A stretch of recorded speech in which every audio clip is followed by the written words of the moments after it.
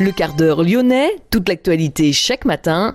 Gérald de Bouchon. Bonjour à tous. Bienvenue dans ce quart d'heure lyonnais, une édition spéciale pratiquement entièrement consacrée aux élections régionales. Élection 2021, jamais une élection n'avait d'ailleurs atteint à ce point un tel désintérêt des électeurs. À Vaux-en-Velin, moins de 12% des inscrits se sont déplacés aux urnes. Au global, sur la région, le taux d'abstention est de 67,4%. 2 électeurs sur 3 n'ont pas voté. Avec plus de 43% des suffrages, Laurent Wauquiez, pour autant, est en tête largement au premier tour de ces élections régionales. C'est le plus gros score parmi tous les candidats LR en France. Le président sortant de la région s'est fait discret hier soir. Pas d'apparition en préfecture, seulement une déclaration hier soir devant les caméras de télévision. Je crois à l'importance des caps clairs. Je crois à la nécessité d'avoir de la constance dans ses convictions et de s'y tenir. Je suis né dans notre région. Mes enfants y sont nés.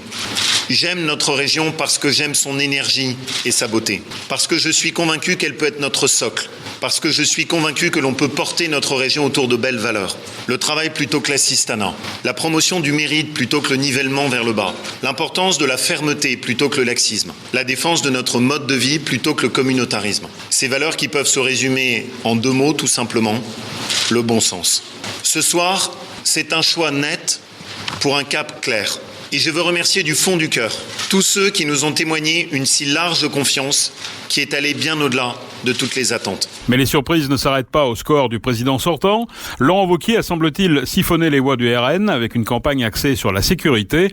Le chef de file du Rassemblement national doit se contenter de 12,3% des voix, bien en deçà des estimations livrées pendant la campagne et qui donnaient à l'ancien insoumis 22 à 24%. La réaction hier soir d'Andrea Cotarac. Je mets Fabienne Grémer dans le même sac que Laurent Wauquiez. Vous avez vu que l'Europe Écologie Les Verts dirige un certain nombre de métropoles et on a vu des élus municipaux qui ont mis toute leur force, toute leur influence pour que leurs habitants, leurs administrés aillent voter pour leur liste. J'estime véritablement que la sincérité du scrutin est atteinte quand on a 10 points de différence entre les sondages qui se sont répétés de semaine en semaine. J'estime évidemment que l'abstention a abouti à un score totalement déformé dans notre région Auvergne-Rhône-Alpes. C'est pour ça qu'on a de la chance d'avoir 2 tours.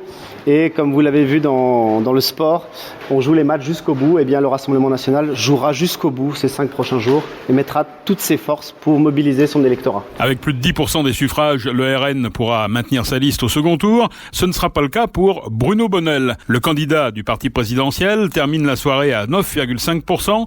Comme dans de nombreuses régions, La République En Marche est éliminée. Bruno Bonnell avait pourtant réussi à faire se déplacer plusieurs ministres durant la campagne, et notamment Jean Castex, pas plus tard que jeudi dernier.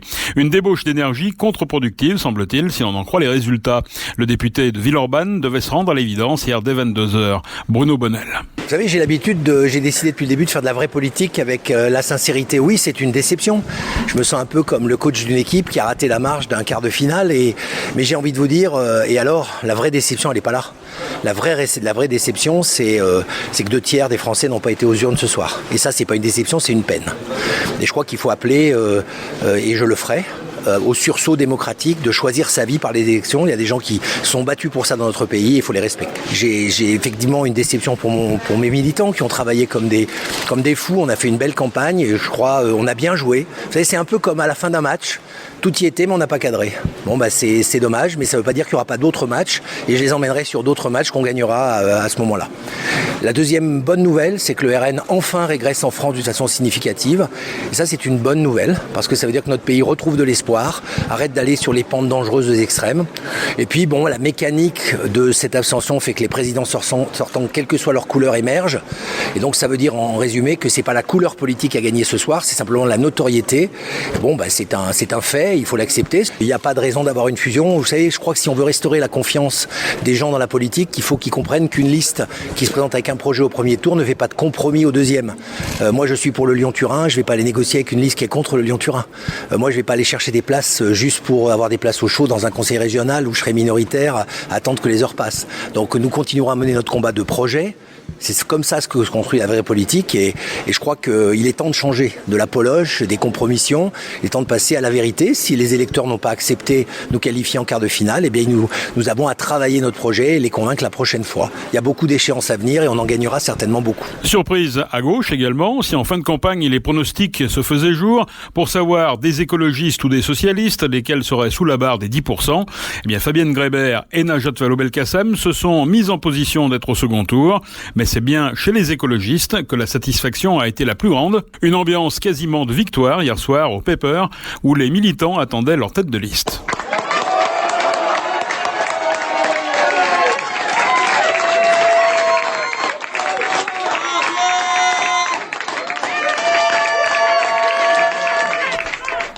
Fabienne Grébert profite du très bon score de ses listes dans les villes gérées par les écologistes comme Grenoble, Annecy et bien sûr Lyon, pour finalement terminer deuxième derrière Laurent Wauquiez avec 14,5% des suffrages. Fabienne Grébert. Ce soir, face à une droite qui a joué sur la peur, l'insécurité, la défiance généralisée, ce qu'ont montré les électeurs, c'est qu'ils attendent une présidence pour le climat, une présidence pour la région, pour prendre en compte effectivement ces enjeux environnementaux, et nous sommes les seuls à en avoir parlé, à prendre en compte cette question et à pouvoir proposer un avenir serein, un avenir beaucoup plus clair, joyeux, enthousiasmant, dynamique pour l'ensemble des enfants et des parents de cette région. Nous avons une responsabilité commune et j'ai la responsabilité de rassembler les écologistes, les forces citoyennes, humanistes et les forces de gauche et tous ceux qui veulent se reconnaître dans la prise en compte des enjeux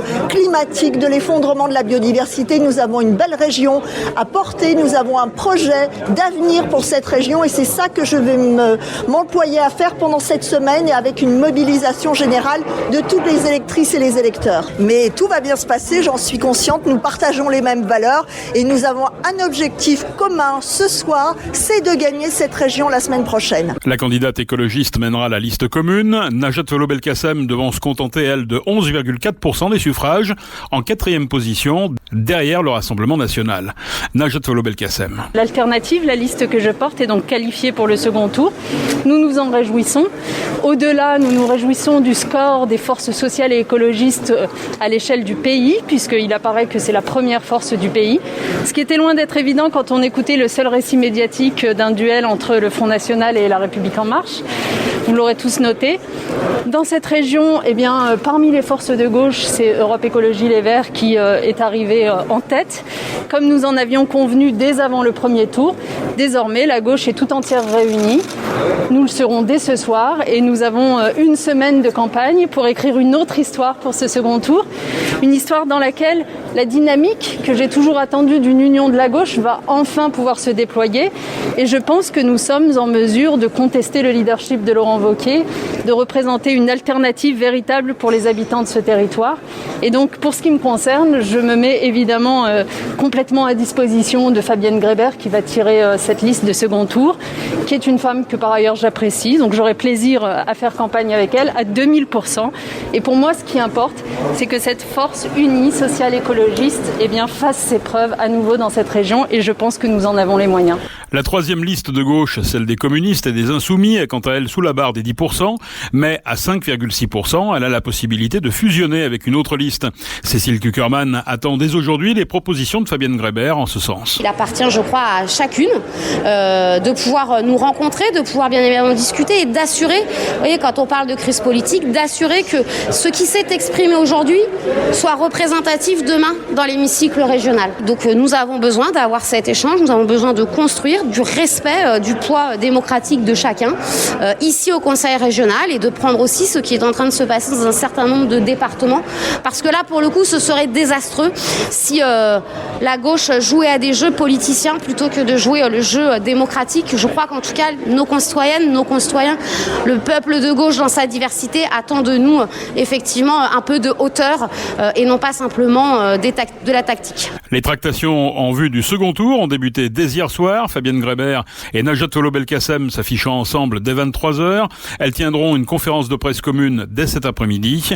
Quant à la campagne de Laurent Wauquiez, elle reprenait dès ce matin avec une visite d'entreprise à Genasse. Dans la métropole de Lyon, Laurent Wauquiez, LR, est arrivé en tête du premier tour, mais avec seulement, entre guillemets, 36,4% des suffrages exprimés. Il est suivi dans la métropole par Fabienne Grébert, Europe Écologie Les Verts à 17,8%, Bruno Bonnel, La République En Marche 15%, Najat Vallaud-Belkacem 12,4%, Cotarac à peine plus de 10% dans la métropole. Une tendance qui se confirme au niveau de la ville de Lyon, où là aussi les écologistes maintiennent voire renforcent leur position par rapport aux dernières municipales. À Lyon, la liste menée par Laurent Wauquiez obtient 31,2% des suffrages exprimés. Le candidat LR est suivi par Fabienne Grébert avec 22,6% et Bruno Bonnel, La République En Marche, 16,4%, 13,7% pour Najat Vallaud-Belkacem et à peine plus de 7% pour le Rassemblement National en ce qui concerne donc la ville de Lyon. Et puis à Villeurbanne, c'est Fabienne Grébert, Europe Écologie Les Verts, qui est arrivée en tête avec 24,2% des voix dans la deuxième ville du département, suivi par Laurent Wauquiez à 21,9%. Les socialistes sont seulement troisième à 18,6%. Lyon demain, un site internet, du son, de l'image, un média complet pour les Lyonnais qui font avancer la ville. En bref, le reste de l'actualité, manifestation Place Bellecour, les opposants au projet de téléphérique porté par la majorité écologiste de la métropole de Lyon vous laissent compter. Ils étaient finalement 300, place Bellecour. Gérard Collomb et Yann Cuchera, désormais dans l'opposition, soutiennent le combat des Fidésiens. L'ancien maire de Lyon rassurait samedi les participants. Il y aura tellement de recours qu'au final, les écologistes seront partis. En attendant, réaliser un téléphérique entre l'Ouest lyonnais et Lyon est bel et bien à l'agenda du Citral, avec 3 tracés en lice. Placé en garde à vue après l'accident mortel de la montée de Choulan, dans lequel un collégien de 16 ans avait été tué, le chauffeur du poids lourd a été présenté à un juge d'instruction vendredi. Il a été mis en examen du chef d'homicide involontaire par violation manifestement délibérée d'une obligation de prudence ou de sécurité. L'homme a été placé sous contrôle judiciaire par le juge des libertés et de la détention.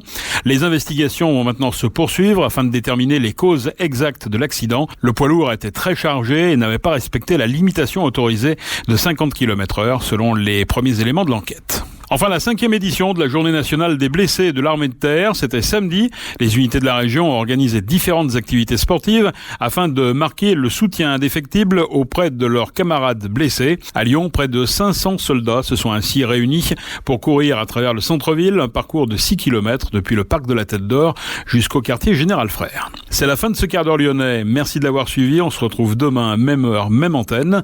En attendant, restez prudents.